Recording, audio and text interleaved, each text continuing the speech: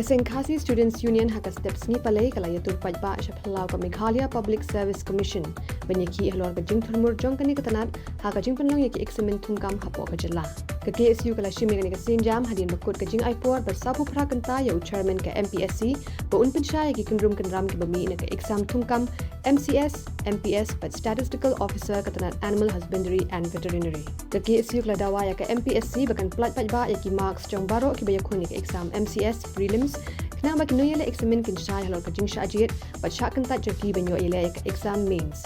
kaseng ka dawaru bentung na kenhun to akit balai luit halor ka ni kam ka KSU ka dawaru ben pynshai halor ka jingduna ki samla ki basajir haka personal interview jong ka exam MPS